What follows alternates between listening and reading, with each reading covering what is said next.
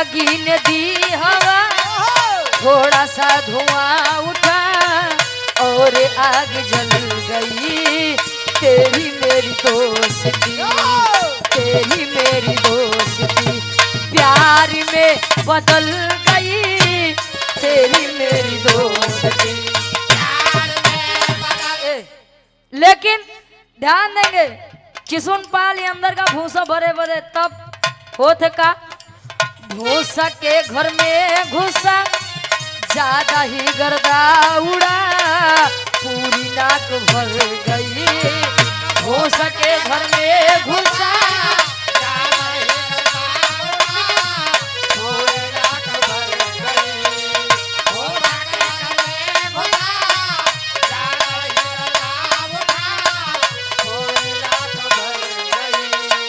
भूसा के घर में घुसा, ज्यादा ही गर्दा उड़ा, पूरी नाक भर गई।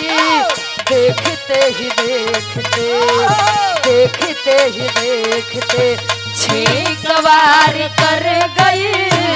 देखते ही देखते भूसा के घर में घुसा, ज्यादा ही गर्दा उड़ा, पूरी नाक भर गई। आ देखते ही देखते छींक वार कर गई। जल्दी जल्दी खुशी के मारे भूसा भरत बा कि अब तो हम अमर हो गए। भूसा भरत बा, भूसा के गर्दा जिसे नाकी में गवा, तब बोले पहली छींक पहली छींक जब यहाँ गया तो मार झुआ फेंक के खड़ा हो गया। अरे बाप रे बाप, बाबा कह रहे हैं कि 3 छींक रोके रहे, हम तो जल्दी जल्दी में पहले छींक लाई दे गया। जल्दी जल्दी मुंह धोया, हाथ पैर धुला, बैठ गया। और जैसे चारपाई पे बैठा तब ले दुलैया कहे बाबू ए बाबू तो होका कोनो कामो रहा था कि बस खाए के बैठे रहा था। कहे का बात बरे, कहे कि गेहूं नहीं, आटा नहीं बा, गेहूं धोई के रख दी है बाटी, जाए के पिसाई के आवा, पिसाई के आवे तबे रोटी खाई के मिली, नहीं तो मिली उली ना। बेनाम बस धर्म के हमारे बड़े भैया, आप बहुत ही प्यार सम्मान मिलता है आप YouTube के माध्यम से, Facebook के माध्यम से। गार्जियन जी के द्वारा 51 रुपए का महान आशीर्वाद, चरणों में कोट कोट नमन है। आशीर्वाद के सारी के बच्चे अपनी कला में कामयाब रहे। एक स्वर में सबके नमस्ते प्रणाम स्वीकार हो। जे देत बहू के अजय नाही देत बा, प्रेम से बिरहा सुनत बा, उकत जानला 100 बार नमस्कार। ए भैया जल्दी जल्दी कहे कि अब लादा जल्दी, अब गेहूं के गठरी रखवाए, रास्ता खराब रही कतो बेचारा यहाँ गड्ढा है, अब बूढ़वा शरीर ले भगवान करें ये पतो के उकना दे, कतो यहाँ गड्ढा कतो वह गड्ढा है। ये करत करत जब गड्ढा इधर उधर गवा तो गर्दा जब उड़ी, गर्दा जब नाक में आए तो दूसरी छींके, दूसरी छींक आएगी। बेचारा चिंता ले पहुंचा जहाँ आटा चक्की में। अबे नहीं कि नहीं बढ़िया नौजवान रहे, कहे बेटवा पीसत है गेहूं तो हमरो पीस दे, बड़ा दुरिया से आए हैं बेटवा, उम्र के लिहाज कर तोहार पिता समान है ही, लवली से आई है भाई। कहे पीस दे जल्दी। अब बुढ़ऊ खड़ा है तब ले वो आटा मतलब गेहूं डाले आटा चक्की में, और जैसे पिसात बा और आटा के गर्दा जब नाके में गए तो तीसरी छींके,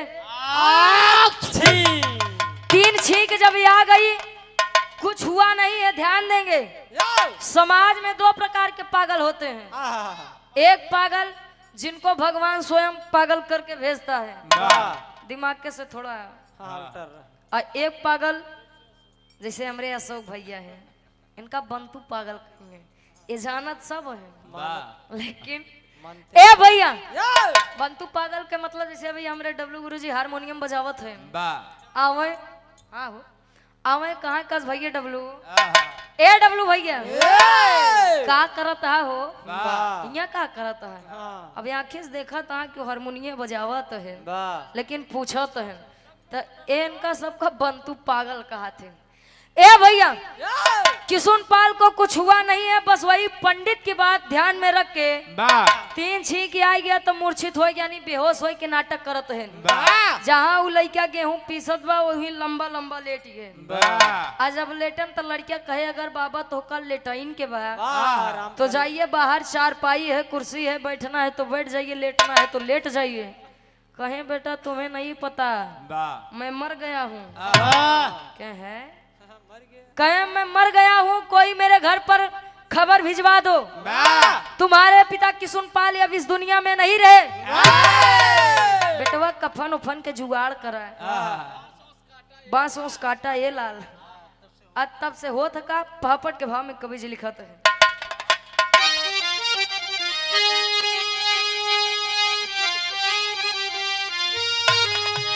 अरे टांग उठा के मुंह पे कुत्ता, अब मुंह ते बुढ़ावा रोके ना। कहे टांग उठा के मुंह पे कुत्ता, अब मुंह ते बुढ़ावा रोके ना। तो देखे सब ही लेकिन क्यों ना पूछे बुढ़ावा रोके ना। देखे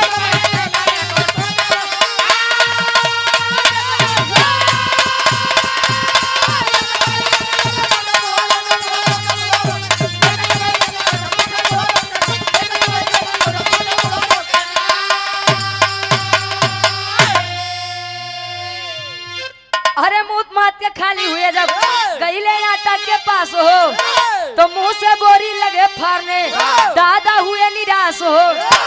अरे मैं तो मरा हूँ कोई इनके, अब रोके बुढ़ावा रोके ना। तो देखे सब ही लेकिन क्यों ना, अब पूछे बुढ़ावा रोके ना।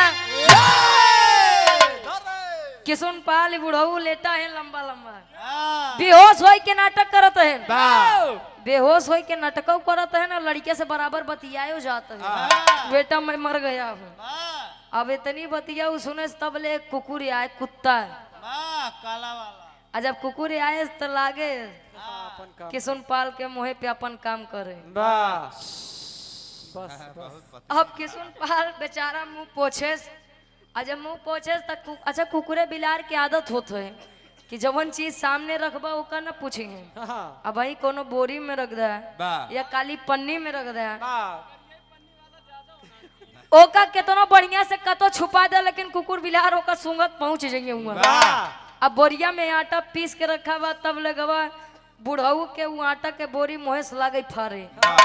दादा बेचारू सोचत है ना मरिए ही, अगर जियत होई तो काश ई कुकुर का हम मार दे।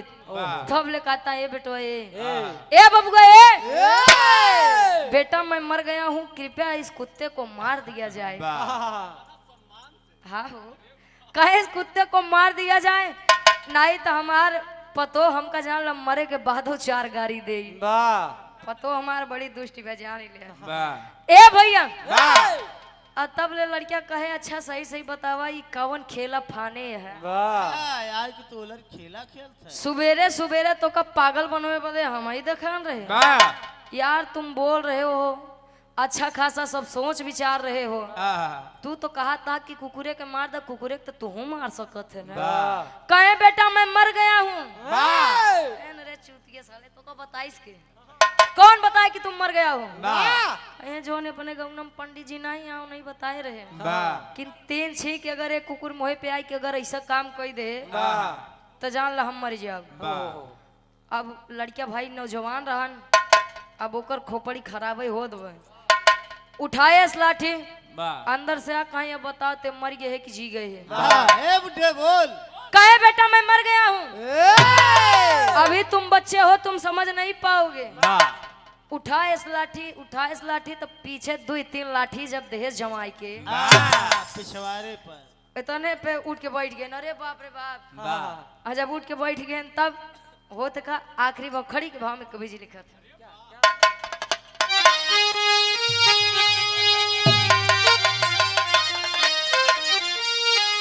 अरे पिछवाड़े पे जोर से अरे जब लठिया पड़ी, अरे पिछवाड़े पे जोर से जब लठिया पड़ी, बुढ़ऊ भागी खड़ा भइले सबके अखिया गड़ी।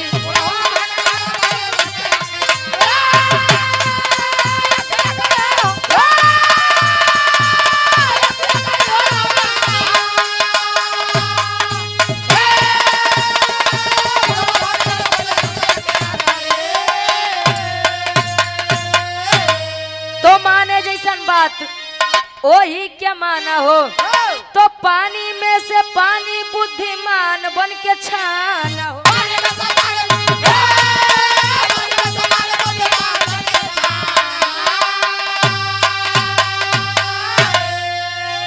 अरे तो मरना तय बाजहिया आई, अब मौत के घड़ी, तब उड़ऊ भागी खड़ा भइले सबके आँखिया गड़ी। जब बुढ़ा उठ के बैठा तब ले लड़कियां कहे जब तुम मरा रहे तो उठ के बैठे कैसे? कहे अरे बेटा तुम्हें नहीं पता, तुमने जिस लाठी से मुझको मारा वो कोई ऐसी वैसी लाठी नहीं है, वो जादुई छड़ी है। बेटवा तो से मारे एक बिनती बा, कहे जब जब हम मरत तब तब ही लाठी से आई कि हमका दुई लाठी मार दे हम फिर से जी जाब। अरे यार पागल देखे लेकिन तोहरी के पागल ना देखे नहीं देखे। एक बात जान लीजिए, मानने वाली बात को मानिए, सोचने और समझने की क्षमता आप लोगों के भी अंदर है। जो आपको पागल बनाता है वो कतो ही अलग से नहीं आए बा, वही के दुई हाथ बा, दुई गोड़ बा, दुई आँख बा, दुई कान बा, एक मुंह बा, 32 दांत बा, एक निगुरा बा। जितना तोरे बा उतना हु के बा, अंतर इतना बा कि तुम्हें पागल बनाए ले जाते तू लोग पागल बनी जाते। कोई यदि आके कह दे ये आम का नहीं नीम का पेड़ है, आंखें से तो आपके दिखात बा कि नहीं यार ये आमे के पेड़ बा, लेकिन अब कहा था यार ये बुद्धिमान है, ये ज्ञानी है, हो सकत सही कहा थोई है। हाँ कि आमे नहीं नीम के पेड़ बा। बुद्धिजीवी बनिए, समझदार बनिए और सोचे समझे वाली क्षमता आप लोगों के अंदर है।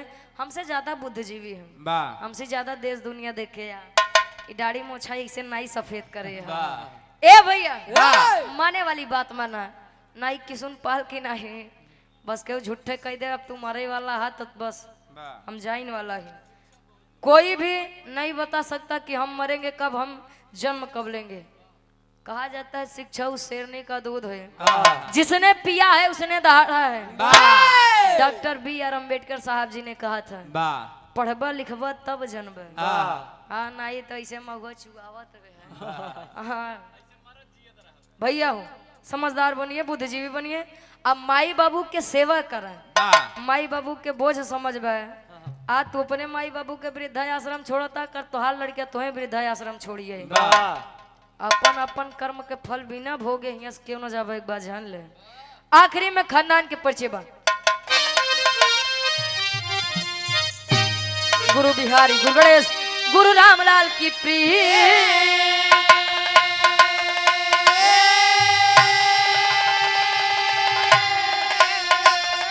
अरे स्वर्ग से चंदिका कवि लिख के बिरले गीत,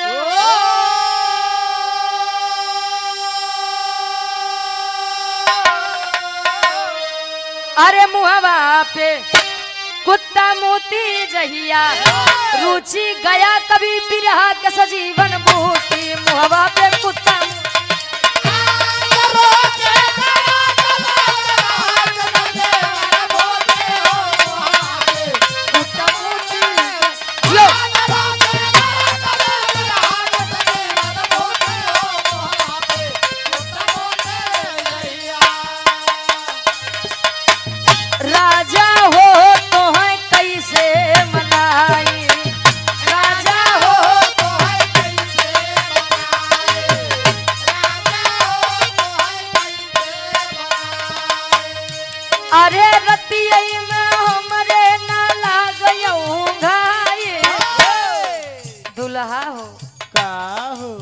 आत्मा रूपी दुल्हन परमात्मा रूपी दुल्हन के वर्णन बा। अरे रतियई में हमरे न लागयऊ घाई, राजा हो तो है कैसे मनाई, राजा हो तो है कैसे मनाई, राजा हो तो है कैसे मनाई। दुल्हई कहे बीतबल पनवा तयाई गए जवानी, बीतबल पनवा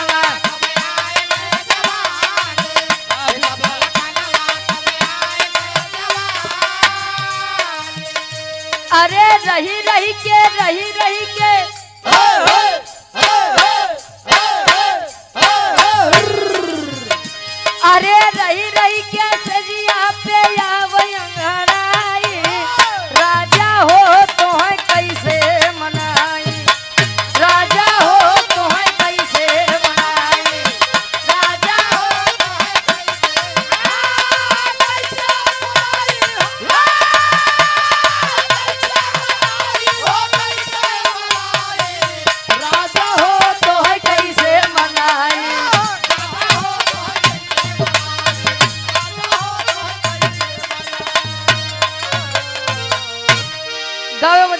सुने में कोनो भी गलती कसूर भाव है आप लोग अपन लड़कियां बच्चे समझ के माफ किया इमरे चाचा के पुनः दोबारा नंबर